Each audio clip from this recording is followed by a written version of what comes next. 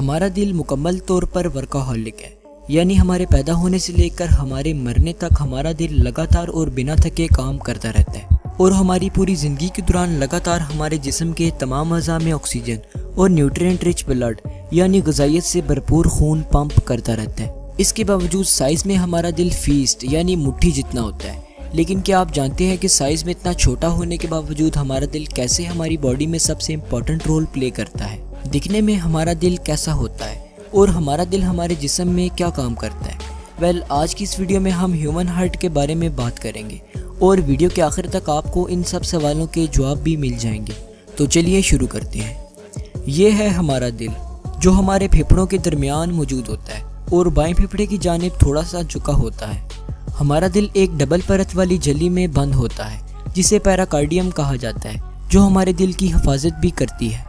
अब जान लेते हैं कि आखिर हमारे दिल के अंदर ऐसा क्या है कि ये हर वक्त धड़कता ही रहता है, कभी रुकता ही नहीं है। तो चलिए अब हमारे दिल को अंदर से देख लेते हैं। हमारा दिल एक वाल के ज़रिए से दो हिस्सों में लेफ़्ट साइड और राइट साइड में तकसीम हो जाता है, जिसे हम कार्डियक सेप्टम भी कहते हैं। हमारे दिल का दायां हिस्सा डीऑक्सीजनेटेड ब्लड से भरा होता है और दिल की बाईं तरफ ऑक्सीजनेटेड ब्लड मौजूद होता है और बीच में मौजूद ये दीवार यानी कार्डियक सेप्टम ऑक्सीजनेटेड और डीऑक्सीजनेटेड ब्लड को घुल मिल जाने से रोकती है। अब हमारे दिल की ये दोनों साइड्स दो चैम्बर्स में डिवाइड होती हैं। अपर चैम्बर्स यानी ऊपर मौजूद चैम्बर्स को एट्रियम कहा जाता है, जबकि लोअर चैम्बर्स यानी नीचे मौजूद चैम्बर्स को वेंट्रिकल्स कहते हैं। तो टोटल कुल मिला के हमारे दिल के 4 चैम्बर्स होते हैं और यही 4 चैम्बर्स हमारे दिल के मेन पार्ट्स होते हैं। अब हमारे दिल से खून को हमारे जिस्म के बाकी हिस्सों तक लेकर जाने और लेकर आने के लिए हमारे जिस्म में नैरो ट्यूब्स फैली होती हैं, जिन्हें हम ब्लड वेसल्स कहते हैं। ये तो हम जानते ही हैं कि दिल की तरफ खून को लेकर आने वाली नसों को वेन्स कहते हैं और दिल से खून को हमारे जिस्म के बाकी हिस्सों तक लेकर जाने वाली नसों को आर्टरीज कहते हैं। अब हमारे दिल का ये पाइप, जिसे सुपीरियर वेना कैवा कहते हैं, इसके ज़रिए से हमारे जिस्म के ऊपरी हिस्सों यानी सर और हाथ वगैरह से खून हमारे दिल में आता है और ये पाइप, जिसे इन्फीरियर वेना कैवा कहते हैं, इसके ज़रिए से हमारे जिस्म के निचले हिस्से यानी पेट और पाँव वगैरह से खून हमारे दिल में आता है। अब इन दोनों पाइप से आने वाला डीऑक्सीजनेटेड ब्लड हमारे दिल के राइट एट्रियम में आ जाता है। याद रहे कि ये खून डीऑक्सीजनेटेड होता है, जिसे आमतौर पर हम ब्लू कलर से भी रिप्रेजेंट करते हैं। अब इस एट्रियम में नीचे की तरफ एक वाल मौजूद होता है और ये वाल तभी खुलता है जब नीचे वाला वेंट्रिकल यानी राइट वेंट्रिकल फैलता है।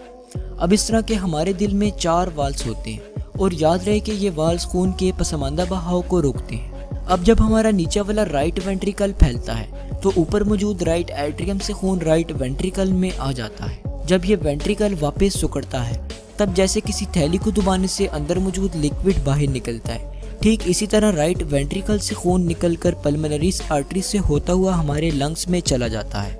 दरअसल ये खून हमारे फेफड़ों में प्यूरिफाई होने के लिए आता है।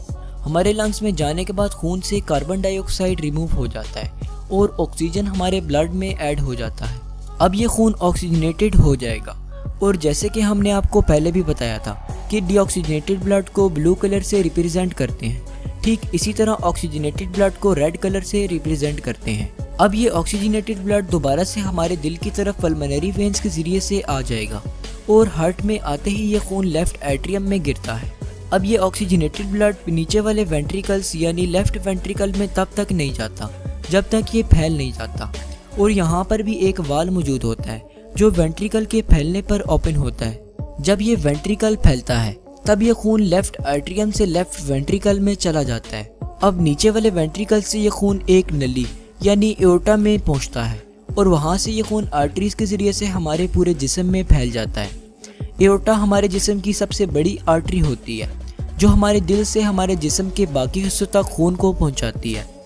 अब ऑक्सीजन को ट्रांसपोर्ट कर लेने के बाद डीऑक्सीजनेटेड ब्लड हमारे दिल में दोबारा से जमा हो जाता है और ये साइकिल चलता रहता है। तो उम्मीद है कि आपको हमारे दिल के काम करने का मैकेनिज्म समझ आ गया होगा। अगर आप डिटेल्ड वीडियोस देखना चाहते हैं तो आप हमारी प्लेलिस्ट को फॉलो कर सकते हैं। शुक्रिया, अल्लाह हाफिज़।